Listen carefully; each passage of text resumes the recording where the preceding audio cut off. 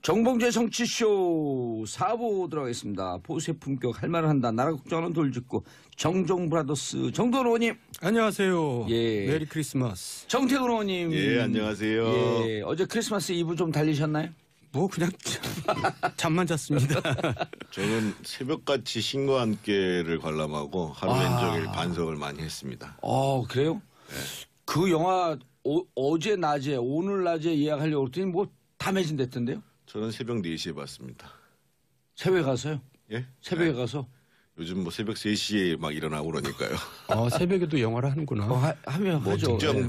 영화관을 얘기할 수는 없습니다만 새벽 시장을 하는 데에 있는 영화관에서는 새벽에도 합니다. 그리고 여기 강남 쪽에 있는 영화들은 25시. 그래서 새벽 1시 개봉 영화가 있고 상영하는 영화가 있고 그렇더라고요. 그러니까 제가 봤던 프로가 28시로 되어 있습니다. 28시? 예. 4시. 그렇죠. 자, 크리스마스 정치인들이 바라는 산타의 선물은 뭐? 산타가 정치인들한테 뭐 선물을 주겠어요. 그게 정답이네. 네, 뭔지 할 얘기 없네요. 예. 자, 홍준표. 그럼 우리 여기 뭐 홍준표 그 대표는 선물 받았잖아요? 홍준표 대표만 선물 받은 게 아니라 정부 여당도 받았죠. 왜요? 홍준표 체제가 정부 여당한테는 이보다 더 좋을 수 없는 체제 아닙니까? 그런데 어쨌든 무죄가 나고 나서 초강경 발언을 막 치고 나가고 있거든요. 그러니까 정부 여당 좋은 거죠. 강경 발언한다고 뭐 지지율이 올라갑니까? 그러니까 자유한국당은 하여간 지금 이미 여기까지예요. 한계예요. 그 자유한국당이 살 길은 세대 교체밖에 없는데 예. 요원해지고 있는 거죠. 그런데 방금 그 2, 3부에서 장윤성 기자가 바른정당을 취재를 했더니 자유한국당 의원들이 많이 전화가 온다. 아유 열심히 꼬시겠죠. 지금 뭐 김성태 원내대표도 지금 열심히 뭐 전화하고 그 아니 그게 아니고 반대로. 반대로 자유한국당 홍준표 체제가 굳어지면서 자유한국당에 있는 의원들이 바른정당으로 가고 싶어서 전화한다. 그러니까 제가 좀 말씀을 드리면 홍 대표 얘기가 나왔으니까 그런데요. 예. 그 홍 대표 체제하에서는 못 살겠다고 하는 자유한국당 의원들이 있을 것 같아요. 제가 보기에는. 그래요? 홍 대표가 페이스북에 자기 SNS에다가 이제 그 무죄를 받고 난 다음에 첫 마디로 썼던 얘기가 패목강심이라는 말을 썼거든요. 그게 이제 눈을 감고 마음을 가라앉힌다. 억울하게 기소가 됐으니까. 예.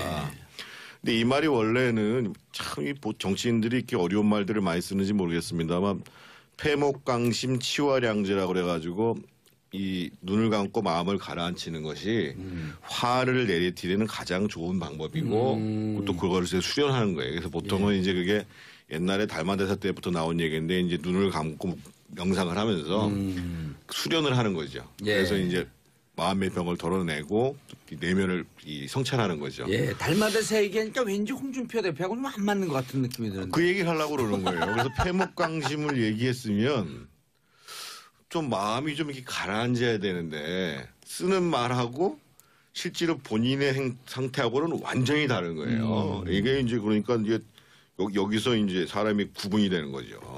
그러고 난 다음에 바로 나오는 얘기가 연탄가스. 아까 우리 장 기자가 얘기했잖아요.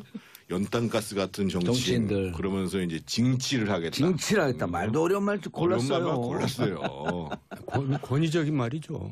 아니죠. 폼 잡으려고 그러는 거예요. 그러니까 그게 그거예요. 그렇군요. 그러니까 제가 보기에는 자유한국당 의원들 사이에서 무슨 홍준표 하에서 내가 앞으로 그나마 정치인이라는 사람들이 출마라도 해야 자기가 개인기로 돌파하든 뭘로 하든 할 텐데 예. 공천도 못 받을 가능성이 있겠다 싶은 생각이 드니까 그 사람들 입장에서 보면 오히려 바른정당하고 국민의당이 통합하면 그래도 거기서 내가 조금 준비를 잘해서 다음 걸 내다볼 수 있지 않겠느냐. 그리고 조금 전에 이제 우리 정도원 전 의원님도 말씀하셨습니다만 지금 자유한국당이 지금 현재는 2당이지만 계속 2당이라는 보장이 없어요. 예. 내년 지방선거에서 만약에 성공하지 못하면 2당의 지위를 유지하지 못하면 제가 보기에는 거의 급전직하라고 봐. 이것도 어려운 얘기구나. 바로 그냥 내려갈 가능성이 있어요. 그리고 더더군다나 지방선거 때는 각 시도별로 비례 정당 투표를 하잖아요. 예. 근데 그렇죠. 정당 투표에서 부분적으로 예를 들면 수도권에서 자유한국당이 2등했다는 보장이 어디 있어요? 그러니까 과거에 홍준표 대표 한 적이 있었거든요. 근데 조금 하다가 이제 사실 뭐 표현이 뭐하지만 쫓겨났는데 그게 왜 그게 그러냐면 2001년도예요, 그게. 그게 왜 그러냐면 아닙니다. 2011년도. 11년. 아, 2011년도에 왜냐하면 2012년 총선을 홍준표 간판으로는 도저히 치를 수가 없다는 공감대 때문에 그런 거거든요. 그러니까 내년 지방선거를 홍준표 간판으로 치를 수가 있을까? 이제 그런 회의도 또 막 작용할 겁니다. 그리고 홍준표 대표 스스로 대구, 부산, 울산, 경남, 인천, 경기 6개 광역시 중에 하나라도 빠지면은 6개 이기지 못하면 대표 그만두겠다 이렇게 선언하지 않았나요? 했었죠. 근데 뭐 그렇게 얘기를 해도 해야죠. 그러면 그거 얘기도 못하면 대표 자리를 유지하겠어요? 아니 그러면 이제 실질적으로 한 서너 개 너댓 개 된다 그러면 아니, 대표 또- 물러나나? 그때 가서는 내가 선거를 독려하기 위해서 그런 얘기였고 그런 마음으로 최선을 다하자는 뜻이었다고 얘기를 하겠죠. 홍준표 물론 안 했어요. 빙의하신 것 같아. 좀 심한 것 같긴 한데 예. 그게 일반적인 정서 아닙니까? 그럼 홍준표 대표 체제하에서 아까 나오고 싶어하는 의원들이 좀 있을 것이다. 근데 또 그 일각에서는 바른정당에서 자유한국당으로 가고 싶어하는 의원들도 좀 있는 것 같고. 그런데 통합이 되면 그러진 않을 것이다. 또 이런 주장을 하는 분들도 있고. 어떻게 봐야 돼요? 지금 현재 바른정당 내에서 통합에 이탈하겠다고 거론되시는 분이 두 분 있잖아요. 예. 그 이제 이학재 의원하고 김세현 의원인데 예. 그리고 이제 자치단체장을 맡고 있는 우리 남경필 지사하고 원희룡 제주지사가 지금 이제 애매한 입장. 예를 들면 남경필 지사 같은 경우는 보수 대통합이 우선이다 이렇게 얘기를 하고 있고 원희룡 지사는 별 의견을 표현하지 않고 제가 주변에 얘기를 들어보면 이렇게 가면 오히려 무소속으로 도지사의 재선에 도전해야 되는 거 아니냐 뭐 이런 다시 고민도 원지사 본인의 얘기는 아니고 측근들의 얘기입니다. 그러면 사실은 이번에 바른정당하고 국민의당이 통합하는 데 있어서 상당한 국민의당 내부의 혼란과 출혈을 각오하고 한다 그러면 예. 적어도 바른정당 내부에서는 이 통합에 적극적으로 특히 이제 이 김세현 의원 같은 분들이 부산에서 중요하니까요. 그리고 이제 그래서 저는 유승민 대표도 그렇고 안철수 대표도 그렇고 이 통합 과정에 있어서 원희룡이나 남경필이나 김세현이나 이런 분들이 통합에 합류하도록 만드는 것이 이번 통합 과정을 보다 더 성공적으로 만드는 것이 아닌가라고 생각을 해야 되는데 거기까지 생각하기보다는 지금 국민의당 내부를 지금 정리를 못 해가지고 지금 상당히 곤혹스러운 처지에 있는 거죠. 예. 정도원 의원님. 네. 실질적으로 지금 그 국민의당과 바른정당이 이제 그 뭐 과정 복잡성 이런 걸 좀 그 뒤에 다시 말씀드리고 통합하게 되면 국민들의 관심이 좀 올라갈 것 같아요. 어떨 것 같아? 계속 그 오리무중이던데. 컨벤션 효과는 있겠죠. 컨벤션 효과. 예. 근데 저 개인적으로는 뭐 그렇게 오래 갈 것 같지는 않은데요. 왜냐하면 또 안철수나 유승민 이 두 양반이 또 만만찮아요. 예. 이거 전혀 화합적인 사람들이 아니거든요. 그러니까 또 거기서 또 뭐 갈등이 나고 뭐 복잡할 것 같은데요. 그러면 국민들이 저것들 만나서 뭐 한다더니 뭐 하나 또 이제 이런 얘기가 나올 것 같고 하여간 제가 볼 때는 이렇게 뭐 자기네들이 생각하는 것만큼 그런 효과는 별로 없을 것 같아요. 근데 저는 정치인 유승민, 정치인 안철수는 사실은 그렇게 매력 있는 사람이라고 보기는 어려운데 이 당이 잘해서 정치적인 주제, 아젠다와 정책 방향을 잘 선택하면 그러면 저는 일정 정도 파괴력이 있다고 보여지거든요. 예. 예를 들면 아까 이제 그 자유한국당 같은 경우가 홍준표 대표의 개인적인 캐릭터의 문제도 있지만 사실은 보수 정당이 이 집권당을 지금 견제하고 문재인 정부를 견제하는 방안들을 잘 못하고 있거든요. 예를 들면 이런 겁니다.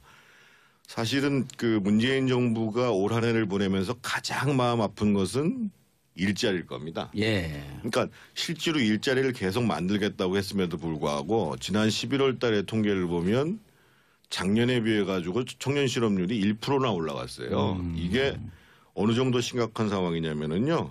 한 18년 만에 최고치입니다. 10월 달도 마찬가지고요. 근데 객관적으로 보면 지금 3, 4분기 경제는 깜짝 성장을 했단 말이에요. 예.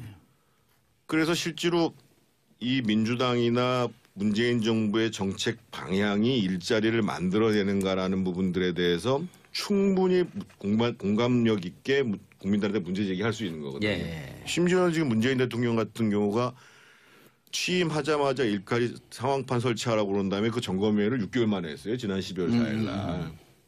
그러면 그런 지점에 대해서 자유한국당이 정확하게 문제를 제기하고 들어가야 되고 우리가 일자리 참여할 수 있는 방안은 이런 거다라고 얘기를 해야 되거든요. 근데 그런 것들을 전혀 못해요. 근데 오히려 그런 측면에 있어서 보면은 제가 보기에는 바른정당이나 이 국민의당 통합하는 정당이 예. 제대로 문제 제기하면 또 유승민 대표가 그런 쪽이 좀 능력 강하니까 잘하죠. 예를 들면 지금 이제 그 12월 달 같은 경우가 이제 의사들이 이제 의료보험 그 비급여를 다 급여하는 걸 들고 일어났단 말이에요. 예. 근데 그 우파 정당 입장에서 보면 기본적으로 그걸 한꺼번에 다 급여하지 말고 지금 예를 들면 실손보험 가입한 사람들이 한 70% 되거든요. 예. 그것 외에 다른 사람들 것만 우선적으로 하고 단계적으로 가자. 뭐 일단 이렇게 실손보험 들어간 사람이 그렇죠. 있으니까 현실적으로. 예, 예. 그래서 이 기존의 자유한국당이 못하던 것을 가지고 실제로 정책적 대립값들을 만들어줄 수 있으면 그러면 다르다는 거죠. 앞만 봐도 제가 보기 하루아침에 무슨 안철수라는 사람 또는 유승민이라는 정치인이 인기를 얻기는 어려워요. 예. 그러면 그래도 이 당에 희망이 있다. 지금 자유한국당이 못하는 것을 할 수 있는 정당이다. 예. 이걸 보여주는 게 중요하다는 거죠. 그러니까 지금 정부 여당이 마냥 좋을 수는 없거든요. 왜냐하면 최저임금이라든가 비정규직 정규직화 또 법인세 인하 문제 또 지금 원전 문제까지 이제 터졌는데 이런 일들이 이제 자꾸 부작용이 생기면서 이제 많은 사람들이 이탈합니다. 지금 중소 자영업자들 거의 이제 이탈한 거나 마찬가지거든요. 그러면 이게 내년 지방선거 전까지 이 특수를 누릴 거라 이제 그거 좀 의심해 볼 필요가 있어요. 그러니까 이제 지금 정태근 의원을 만났다나 자유한국당이나 이런 데서 제대로 찝으면서 이제 공격을 해야 되는데 예. 대안을 제시하고. 근데 사실 또 안 하는 건 아니에요.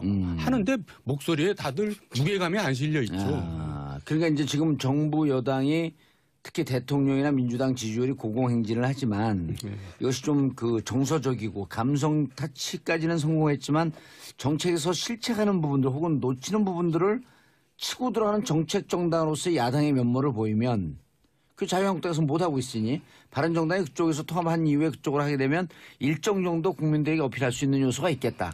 그러니까 이제 정부 여당이 자충수를 지금 두고 있는 게 많거든요. UA 사태만 해도 제가 볼 때는 이건 이제 큰 문제가 될 것 같아요. 그런데 거기를 이제 제대로 대응을 못 하고 있다 이제 그 얘기인데 하여간 그 송준표 대표도 진짜 그런 맨날 막말만 하지 말고 그런 지금 계산된 막말이잖아요. 정태근 의원이 얘기한 그런 얘기들을 쫄깃하게 그냥 뭐 노래하듯이 계속 되풀이하고 그래야 되는 거죠. 그 앞서서도 이 민생으로 전환해야 된다고 얘기를 하잖아요. 예. 이게 뭐 쉬운 얘기는 아닙니다만 또 하루아침에 되는 것도 아닙니다만. 그리고 또 야당은 정책 얘기하면 또 언론에서도 안 받아주고 잘. 저는 이제 그걸 제대로 해야 된다고 생각하거든요. 그러니까 꼭 민생 얘기를 하면 뭐 현장에 가가지고 시장 가서 장바구니 물가가 어떻고 이게 아니고 충분히 쟁점이 될 수 있고 대안을 가지고 달리 얘기할 수 있는 부분들에 대해서 오래 쌓아나가는 과정들이 필요하다는 거예요. 그러니까 아마 지금 현재 나와 있는 이 문재인 정부가 추진하는 정책 중에서도 예를 들면 뭐 탈원전 문제를 포함해서 지금 여기 이제 일자리를 확충하는 부분, 특히 공공부문 일자리 문제, 아까 제가 얘기했던 이제 비급여 전면 급여하는 문제 여러 가지 쟁점이 있을 수 있거든요. 예. 그 방향 자체가에 대한 문제 제기일 수도 있고 그러한 방향들을 어떻게 하는 것이 잘 해나갈 수 있는 것인가라는 걸 가지고 얘기할 수도 있는 거거든요. 그래서 저는 그런 부분에 있어서 이것들을 좀 전면화시키려고 하는 노력들 그런 것이 정말로 부족한 것이 아닌가 이런 생각이 듭니다. 자, 정책 문제 얘기했으니까 양당, 세 당 안으로 좀 한번 깊숙이 쑥 들어가보죠. 국민의당, 바른정당. 지난주에도 한번 얘기했고 2부, 3부에서 장윤선 기자도 그 지적을 했는데 전당 투표한다고 한들 반드시 전당대를 거쳐야지 통합이 되는 거다. 국민의당 전당대로 가는 순간 뭐 아까 헬멧 얘기도 나왔고 50cm짜리 강몽 얘기도 나오고 그랬는데 살벌해요 지금 분위기가. 전당대는 안 되고요. 그러니까 지금 현재의 당원을 놓고 보면 13조의 당규가 합당과 해산에 관한 사항은 반드시 전당대회에서 처리하도록 되어 있습니다. 그렇게 되어 있죠. 그런데 이 당원을 개정할 수 있는 권한이 어디에 위임되어 있냐면 중앙위원회에 위임되어 있습니다. 그래서 예를 드는 것이 아니라 제가 이제 간접적으로 취재를 한 건데 전당원 투표를 해서 예를 들면 지지율이 한 60% 70% 나왔단 말이에요. 안철수 대표에게 좋게 나와요. 네, 나왔다. 그런 다음에 그러면 중앙위원회를 소집을 해서 그러면 앞으로 합당 해산에 관한 사항을 전당대회뿐만 아니라 전당원 투표로도 할 수 있다. 의결할 수 있다라고 당원 개정을 추진하는 거죠. 그러고 난 다음에 전당원 투표 다시 한번 하면 되는 거예요. 기본적으로. 지금 전당원 투표라는 게 어려운 게 아니라 기본적으로 본인이 등재한 사람들은 중앙선거관리위원회에 있는 K보팅 시스템에 들어가서 그냥 하면 되고요. 그리고 이제 ARS가 뭐 그렇게 돈 많이 안 들어요.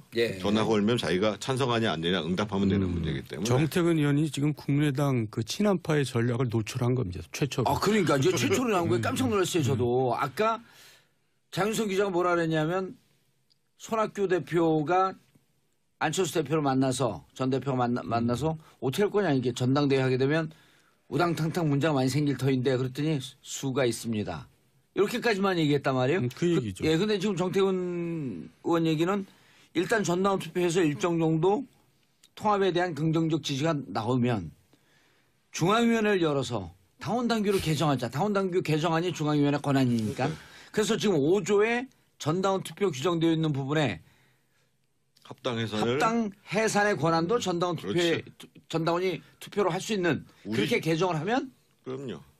일단 개정된 거예요. 그럼 그 다음에 또 다시 전당원 투표를 한 번 더 하는 거야. 소급 적용할 수는 없으니까. 그러니까 우리 정당에 보면은요, 그 몇몇 선수들이 있다고 얘기를 하는데요. 예를 들면 뭐 저는 뭐 그런 선수급에 못 올라갑니다만 이 합당이나 통합이나 이런 것들을 전문적으로 또 오랫동안 숙련된 훈련을 통해 가지고 민주당에 또 있어요. 한 분들이 있어요. 우상호 그거 어때요?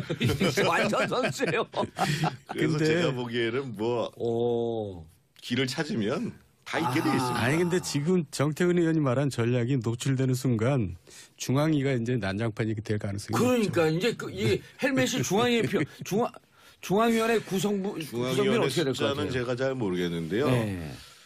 지난번에 당무위원회가 난장판이 될 것 같았지만 진행됐잖아요. 그렇죠. 그러니까 아마 중앙위원회의 구성 분포도 당무위원회하고 거의 비슷한 수준이고 아마 입구에서만 하고 그래서 지난번에 막 그 TV에 방영된 거 보면은 이제 들어갈 때 막 뭐 몸싸움 하고 하다가 들어가서 전당원 투표 두들기니까 그냥 진행되잖아요. 그러니까 의외로. 그래서 제가 보기에 아마 그 통합을 추진하시는 안철수 대표를 중심으로 한 그룹들 입장에서 보면 실질적으로 전당원 투표에서 지지율을 얼마나 올릴 것인가. 그래서 최소한 뭐 65% 70%까지 끌어올리는 것이 큰 고개를 넘어가는 일이 될 것이고 지금 중도파라고 얘기하시는 분들이 또한 유보파가 11명쯤 돼요. 네. 근데 이분들 입장에서 보면 뭐 그런 흐름으로 가면 달리 선택할 방법이 없거든요. 원래 중도라고 하는 것은 힘 있는 쪽으로 쏠리기 마련이기 때문에. 네. 그래서 그렇게 가고 결국은 뭐 중간에 사고가 좀 있을 수도 있겠습니다만 크게 봐서는 뭐 통합으로 가는 것이 아니냐. 그리고 문제는 오히려 이제 이 박동배 세 분께서 그 박지원, 정동영, 천정배, 박동배 세 분께서 갈 데가 없다는 거예요. 문제는 민주당에서 오란 소리를 안 하잖아요. 심지어는 그게 가장 큰 고민이죠. 이합집사 오합지졸이라고 다른 얘기했잖아요. 정당에 있는 분들도 통합 때도 그분들은 안 오셨으면 좋겠다고 얘기하잖아요. 배제를 공식적으로 얘기했죠. 거의 공식적으로. 그래서 이게 그분 세 분들이 잘못하면은 그러니까 낙동강 그 세 분 박동배 이 세 분의 크리스마스 선물은 뭐냐면 민주당에서 좀 와달라 그 얘기 듣는 게 선물일 것 같은데요. 오, 근데 그 지금 추미애 대표하고 특히 박지원 의원하고의 감정적 골은 깊어요. 그러니까 이분들이 지금 모두가도 못한 시대가 될 가능성이 있죠. 자, 그 시간 다 됐는데 네. 간단하게 네. 서청원 의원에 대한 또 그 무슨 시사 저널에서 네. 보도하려고 그러는 게 배포금지 가처분 됐다가 뭐 50억 수수설 호주. 직무정지 뭐 예. 직무정지 배포금지 가처분 신청을 했는데 법원에서 무슨 얘기냐면 배포해라 이랬거든요. 내부가 어떻게 됐어요? 그 자유한국당 친박이 좀 이렇게 되면 이제 최경환, 서청원 친박계 자정이라 하는 분들이 그러니까 그거는 누가 의도적으로 그분들을 뭐 이렇게 탄압하거나 뭐 배제하는 게 아니라 그분들이 그동안에 그런 일을 벌려왔기 때문에 그런 일이 벌어지는 거죠. 그러니까 인과응보라고 생각해요. 그분들이 저희가 봐도 위태위태한 일들을 너무나 많이 했어요. 자연스러운 귀결이다. 네, 친박 시절에 뭐 별의별 얘기들이 많았고 정말 저희들이 봐도 저래 갖고 나중에 저 정권 바뀌면 어떡할래나 그런 일들이 그런 많아요. 얘기들이 이제 나오면서 당내에서 친박은 힘이 셀 때는 충성을 했지만 예. 힘이 약해지니까 거기에 소원했던 사람들은 이제 배신의 길을 택하는 과정들을 지금 갖는 거죠. 그리고 어느 정권이도 아마 저는 문재인 정부도 마찬가지라고 보는데 힘이 빠지면 공격이 들어오는 거는 불가피합니다. 그렇기 때문에 사실은 정치를 정도로 거둬야 된다는 거고 그게 어려운 거죠. 예. 홍준표 대표 입장에서는 오히려 친박 정리하는 문제가 좀 더 수월해질 수 있겠다. 이미 끝났어요. 친박이요. 뭐 정리 이제 뭐 이제 수순을 밟고 있는 바른정당 거죠. 내에서는 친박 아니 저는 사실 홍 대표가 가만히 있어도 되는데 굳이 그걸 또 연탄가스 얘기를 하면서까지 자극을 할 이유가 저는 없다고 봅니다. 알겠습니다. 정도원 의원님, 정태근 의원님 인사하시고요. 네, 메리 크리스마스. 예, 네. 저는 내일 오전 10시 5분에 다시 찾아뵙겠습니다. 메리 크리스마스! 남은 크리스마스 잘 보내시기 바라겠습니다. 예. 근데 이 말이 원래는 참 이 정치인들이 이렇게 어려운 말들을 많이 쓰는지 모르겠습니다만 패목강심 치화량제라고 그래가지고 이 눈을 감고 마음을 가라앉히는 것이 화를 내리티는 가장 좋은 방법이고 또 그걸 이제 수련하는 거예요. 그래서 보통은 이제 그게 옛날에 달마대사 때부터 나온 얘기인데 이제 눈을 감고 명상을 하면서 수련을 하는 거죠. 예. 그래서 이제 마음의 병을 덜어내고 내면을 성찰하는 거죠. 예, 달마대사 얘기하니까 왠지 홍준표 대표하고 좀 안 맞는 것 같은 느낌이 드는데. 그 얘기를 하려고 그러는 거예요. 그래서 패목강심을 얘기했으면 좀 마음이 좀 이렇게 가라앉아야 되는데 쓰는 말하고 실제로 본인의 상태하고는 완전히 다른 거예요. 이게 이제 그러니까 이제 여기서 이제 사람이 구분이 되는 거죠. 그러고 난 다음에 바로 나오는 얘기가 연탄가스 아까 우리 전 기자가 얘기했잖아요. 연탄가스 같은 정치인들. 그러면서 이제 징치를 하겠다. 징치를 하겠다. 말도 어려운 말 골랐어요. 어려운 말만 골랐어요. 권위적인 말이죠. 아니죠. 폼 잡으려고 그러는 거예요. 그러니까 그게 그게 그거예요. 그렇군요. 그러니까 제가 보기에는 자유한국당 의원들 사이에서 아니 무슨 홍준표 하에서 내가 앞으로 그나마 정치인이라는 사람 정봉재 정치쇼 4부 들어가겠습니다. 보수의 품격 할 말을 한다. 나라 걱정하는 돌직구 정종 브라더스 정도원 의원님. 안녕하세요. 예. 메리 크리스마스. 정태근 의원님. 예 안녕하세요. 예, 어제 크리스마스 이브 좀 달리셨나요? 뭐 그냥 잠만 잤습니다. 저는 새벽같이 신과 함께를 관람하고 하루 종일 반성을 많이 했습니다. 그래요? 그 영화 어제 낮에 오늘 낮에 예약하려고 했더니 뭐 다 매진됐던데요? 저는 새벽 4시에 봤습니다. 새벽에 가서요? 예? 새벽에 네. 가서? 요즘 뭐 새벽 3시에 막 일어나고 그러니까요. 새벽에도 영화를 하는구나. 하면 뭐 하죠. 특정 예. 영화관을 얘기할 수는 없습니다만 새벽 시장을 하는 데 있는 영화관에서는 새벽에도 합니다. 그리고 여기 강남 쪽에 있는 영화들은 25시. 그래서 새벽 1시 개봉 영화가 있고 상영하는 영화가 있고 그렇더라고요. 그러니까 제가 봤던 프로가 28시로 돼 있습니다. 28시? 예. 4시. 그렇죠. 자, 크리스마스 정치인들이 바라는 산타의 선물은 뭐? 산타가 정치인들한테 뭐 선물을 주겠어요? 그게 정답이네. 네, 뭔지 할 얘기 없네요. 자, 홍준표. 그럼 우리 여기 뭐 홍준표 그 대표는 선물 받았잖아요. 홍준표 대표만 선물 받은 게 아니라 정부 여당도 받았죠. 왜요? 홍준표 체제가 정부 여당한테는 이보다 더 좋을 수 없는 체제 아닙니까? 그런데 어쨌든 무죄가 나고 나서 초강경 발언을 막 치고 나가고 있거든요. 그러니까 정부 여당 좋은 거죠. 강경 발언한다고 뭐 지지율이 올라갑니까? 그러니까 자유한국당은 하여간 지금 이제 이미 여기까지예요. 한계예요. 그 자유한국당이 살 길은 세대 교체밖에 없는데 예. 그 요원해지고 있는 거죠. 그런데 방금 그 2, 3부에서 장윤선 기자가 바른정당을 그 취재를 했더니 자유한국당 의원들이 많이 전화가 온다. 아유 열심히 꼬시겠죠. 지금 뭐 김성태 원내대표도 지금 열심히 뭐 전화하고 아니, 막 아니 그게 아니고 반대로. 바른정 반대로 자유한국당 홍준표 체제가 굳어지면서 네. 자유한국당에 있는 의원들이 네. 바른정당으로 가고 싶어서 전화를 한다. 아니, 그러니까 제가 좀 말씀을 드리면 홍 대표 얘기가 나왔으니까 그런데요. 예. 그 홍 대표 체제하에서는 못 살겠다고 하는 자유한국당 의원들이 있을 것 같아요. 제가 보기에는. 그래요? 홍 대표가 페이스북에 자기 SNS에다가 이제 그 무죄를 받고 난 다음에 첫 마디로 썼던 얘기가 패목 강심이라는 말을 썼거든요. 그게 이제 눈을 감고 마음을 가라앉힌다. 억울하게 기소가 됐습니다. 나는 공감대 때문에 그런 거거든요.